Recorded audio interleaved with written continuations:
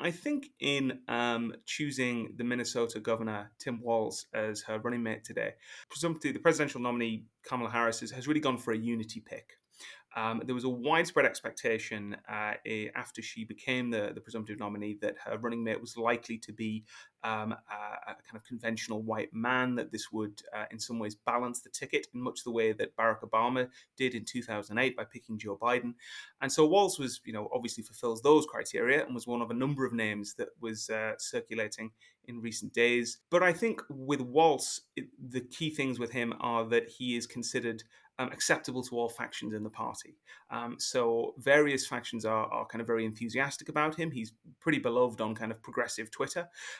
He's well liked by the unions, but he also is acceptable to essentially all parts of the party. There's no one who has a strong objection to Walz.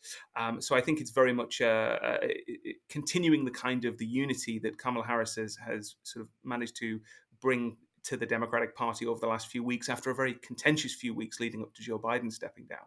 I think Walz also has certain advantages in that although one of the reasons progressives like him is that he has a very progressive policy record as Minnesota governor.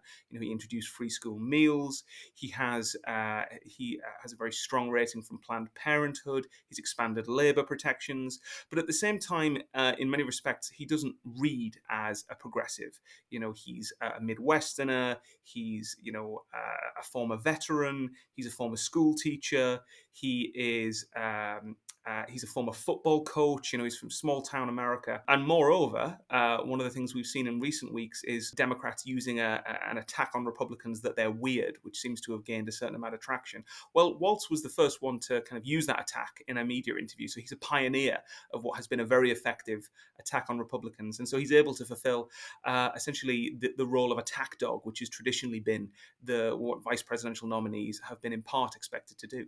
I think there are a number of messages actually that Kamala Harris is sending with this pick. I think first of all, it's one of reassurance to the Democratic base. This is a ticket that they can get enthusiastic about. At the same time, for all of those kind of elements of his background that I was talking about there, it also kind of represents a way in which the Democratic Party is, I think, going to try and make inroads or try to win back voters in what we might call red parts of America, so sort of rural, small town America, particularly in the Midwest, the kind of places that really swung quite heavily towards Donald Trump in 2016 and led to those critical states of Wisconsin, Michigan, and Pennsylvania falling into the Republican lap. And so there is a real kind of attempt to push back, I suppose, against very traditional accusations that the Democratic Party is sort of elitist and coastal. They've gone for someone who is not coastal and very much not an elite. He's one of the first Democratic VP nominees who doesn't have a law degree, didn't go to an Ivy League college, paid for his schooling with the GI Bill because he was a veteran. So it's clearly someone that the Democrats are trying to communicate a message of kind of reaching out to sort of rural and small town America.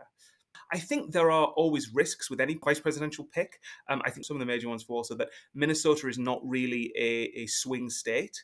And so there's an argument that could be made and that some will make that Josh Shapiro, for example, the Pennsylvania governor, might have been a smarter pick electorally because that might have boosted Democratic chances in Pennsylvania, a state they really need to win.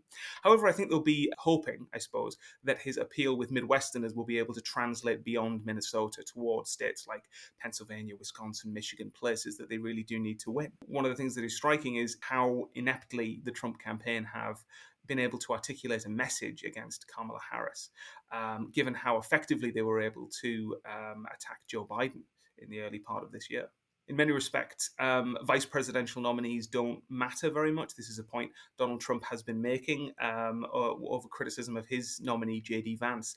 I think the thing to bear in mind, though, is that this is likely to be a very close election, regardless of the outcome.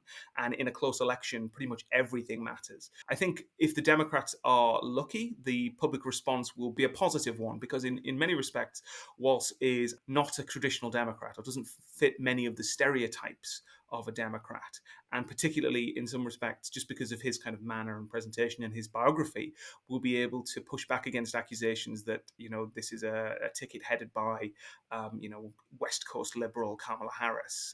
And that, I think, is the response they'll be hoping for.